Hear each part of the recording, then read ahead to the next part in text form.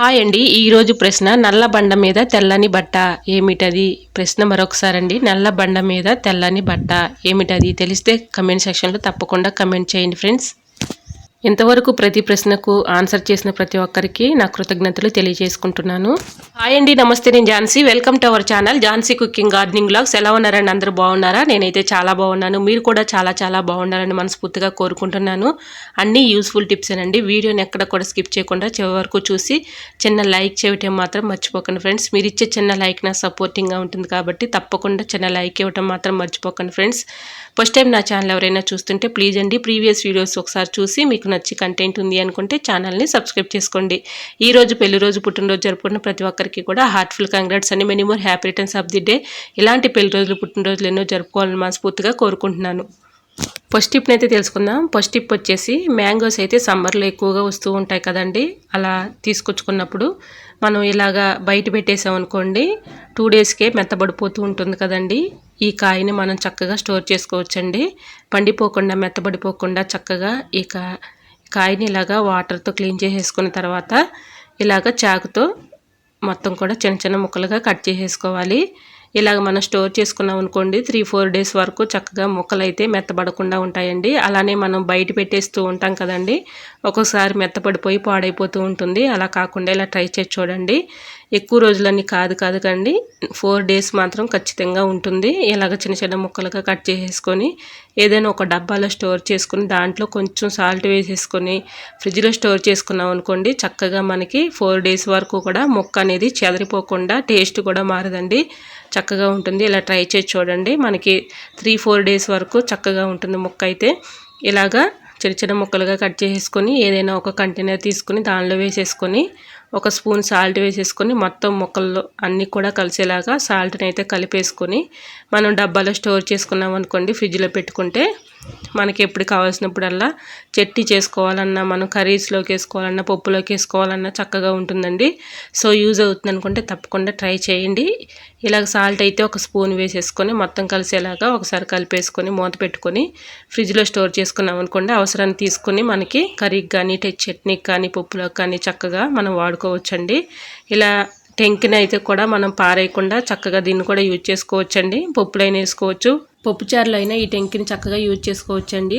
పప్పుచారు కూడా చక్కగా టేస్టీగా ఉంటాయి. రిజల్ట్ అనేది మీకే కనిపిస్తుంది. తప్పకుండా ట్రై చేయండి. టిప్ నెంబర్ 2, కరివేపాకు వడిలిపోకుండా పాడైపోకుండా ఉండాలంటే ఈ టిప్ అయితే ఫాలో అయిపోండి. కరివేపాకును శుభ్రంగా వాటర్తో క్లీన్ చేసుకున్న తర్వాత ఇలా ఏదైనా ఒక పేపర్లో ఇలా చుట్టేసుకుని బయట పెట్టుకున్నా సరే మనం ఫ్రిడ్జ్లో పెట్టుకున్నా సరే 2 డేస్ 3 డేస్ వరకు చక్కగా ఉంటుందండి. So tip number 3. నెక్స్ట్ టిప్ని తెలుసుకునే ముందు చిన్న రిక్వెస్ట్ అండి. నా ఛానల్ ఎవరైనా ఫస్ట్ టైం చూస్తున్నట్లయితే ప్లీజ్ అండి ప్రీవియస్ వీడియోస్ ఒకసారి చూసి మీకు నచ్చితేనే సబ్స్క్రైబ్ చేసుకోండి.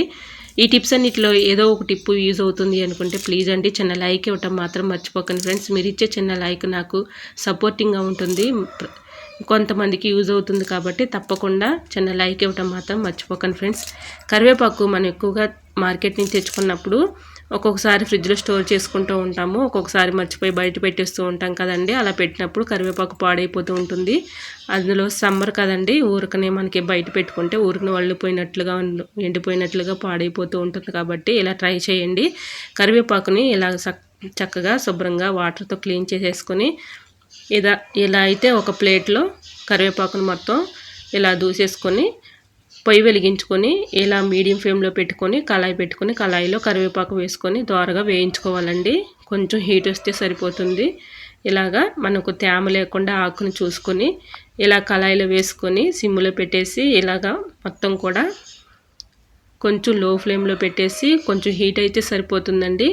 ఇలా లో ఫ్లేమ్లో పెట్టేసుకొని ఇలా మనం గరిటె పెట్టి తింపుకుంటూ ఉంటే మనకి తేమ లేకుండా ఉంటుంది. కాబట్టి కరివేపాకు ఇలాగ చక్కగా దోరగా వేయించుకోవాలి. అంటే ఆయిల్ ఏమీ అవసరం లేదండి, ఇలాగ మామూలుగానే వేయించుకోవాలి.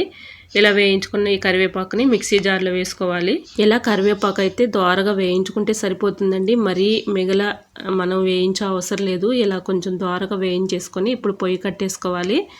ఇలాగా కరివేపాకుని అయితే వేయించుకున్నాం కదండి, ఇప్పుడు మిక్సీ జార్లో వేసుకోవాలి. ఈ కరివేపాకు మిక్సీ జార్లో వేసేసుకొని మూత పెట్టుకొని మిక్సీ జార్లో ఇలాగా వేసుకున్నాం కదండి. ఇప్పుడైతే మూత పెట్టేసి మిక్సీ పట్టేసుకుంటే మెత్తగా పౌడర్ లాగా అవుతుంది కదండి. మామూలుగా మనం కర్రీస్లో వేసిన పిల్లలు కానీ పెద్దవాళ్ళు కానీ తీసేస్తూ ఉంటారు కదండి, కర్రీలో వేసినప్పుడు తొక్కలుగా కనిపిస్తూ ఉంటాయి, పక్కన పడేస్తూ ఉంటారు. అలా కాకుండా ఇలా ట్రై చేసి చూడండి. అలాంటి వాళ్ళకి ఈ టిప్ అయితే చాలా బాగా ఉపయోగపడుతుంది. ఇలా కరివేపాకునైతే మిక్సీలో పట్టేసుకుని పౌడర్ లాగా ఉంటుంది కదండి, మనకి ఈ ఫ్లేవర్ అయితే చక్కగా మనం కర్రీలో వేసుకుంటే మంచి ఫ్లేవర్ ఉంటుందండి, టేస్ట్ కూడా బాగుంటుంది.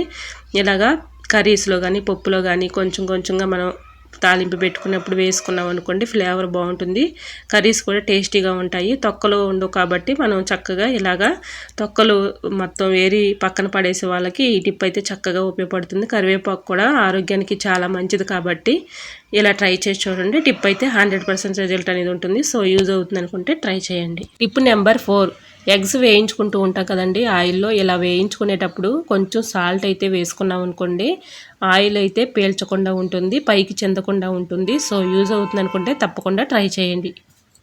టిప్ నెంబర్ 5, మన జీడిపప్పు అయితే మనం ఇలాగ ప్యాకెట్స్లో తెచ్చుకుంటూ ఉంటాం కదండి. ఇలా ప్యాకెట్స్లో డబ్బాలో స్టోర్ చేసుకునేటప్పుడు ఒక్కొక్కసారి జీడిపప్పు నిండా పురుగులు వచ్చేస్తూ ఉంటాయి కదండి. పురుగులు వచ్చేసినప్పుడు ఇలా ట్రై చేసి చూడండి, 100% రిజల్ట్ అనేది ఉంటుంది. ఇలా డబ్బాలో స్టోర్ చేసుకునేటప్పుడు 2-3 లవంగాలు అందులో వేసేసుకొని మూత పెట్టుకొని డబ్బాలో స్టోర్ చేసుకుంటే మనకి ఎక్కువ రోజులు నిల్వ ఉంటాయండి, పురుగు పట్టకుండా పాడవకుండా ఉంటాయి. సో యూజ్ అవుతుంది అనుకుంటే తప్పకుండా ట్రై చేయండి. ఇప్పుడు నెంబర్ 6, మిక్సీ జార్ తీసుకుని బిర్యానీ ఆకులు అయితే ఉంటాయి కదండి, బిర్యానీ ఆకులు 2 తీసుకొని ఇలా చిన్నగా కట్ చేసేసుకొని అందులో వేసుకోవాలి. 1 స్పూన్ టీ పౌడర్ వేసుకోవాలి. ఏ టీ పౌడర్ అయినా పర్లేదండి. ఇలాగా మిక్సీ అయితే పట్టుకోవాలి. ఇలా పట్టుకున్న ఈ మిశ్రమాన్ని ఏదైనా ఒక బౌల్ లాంటిది తీసుకొని ఒక ప్లేట్ లాంటి దాంట్లో వేసేసుకొని 1 అర టీ స్పూన్ పసుపు, మనం ఫేస్కి వాడే పౌడర్ ఉంటుంది కదండి, ఫేస్ పౌడరు, అవి 2 కూడా వేసుకొని స్పూన్ పెట్టి మొత్తం కలిసేలాగా కలుపుకోవాలి. ఈ మిశ్రమం చాలా బాగా పనిచేస్తుంది, బెస్ట్ టిప్ అని చెప్పుకోవచ్చు. బొద్దింకలకైతే ఇది చాలా బాగా పనిచేస్తుందండి. మనం నైట్ గిన్నెలు కడిగేసుకున్న తర్వాత ఇలాగే ఈ మిశ్రమాన్ని గ్యాస్ బండ దగ్గర కానీ గ్యాస్ పొయ్యి కింద కానీ ఇలా కొంచెంగా పెట్టుకున్నాం అనుకోండి, వీటి ఘాటుకి వీటి స్మెల్కి అవి రాకుండా ఉంటాయండి.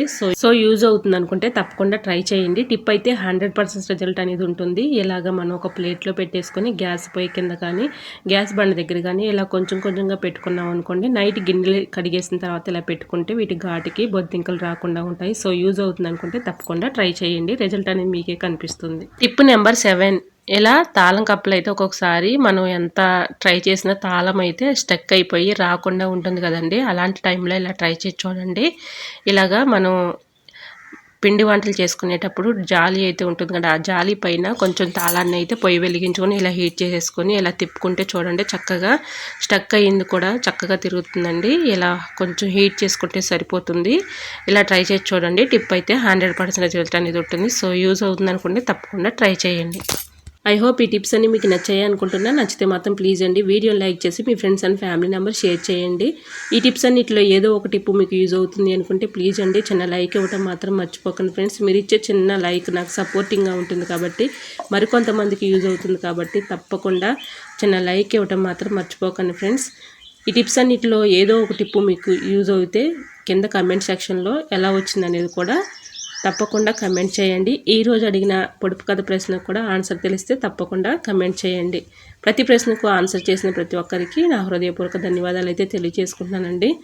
ఫస్ట్ టైం నా ఛానల్ ఎవరైనా చూస్తుంటే ప్లీజ్ అండి ప్రీవియస్ వీడియోస్ ఒకసారి చూసి మీకు నచ్చి కంటెంట్ ఉంది అనుకుంటే ఛానల్ని సబ్స్క్రైబ్ చేసుకోండి. పక్కనే ఉన్న బెల్ ఐకాన్ క్లిక్ చేయండి. బెల్ ఐకాన్ క్లిక్ చేయడం వల్ల నోటిఫికేషన్ వస్తుంది, మన వీడియోస్ అనేది మిస్ అవ్వకుండా చూడగలుగుతారు. నా ఛానల్ని ఇంతవరకు ఆదరించి సపోర్ట్ చేసిన ప్రతి ఒక్కరికి కూడా నా హృదయపూర్వక ధన్యవాదాలు తెలియజేసుకుంటానండి. ఓకేనండి, మరొక వీడియోతో మళ్ళీ మీ ముందుకు వచ్చేస్తానండి. అంతవరకు బాయ్.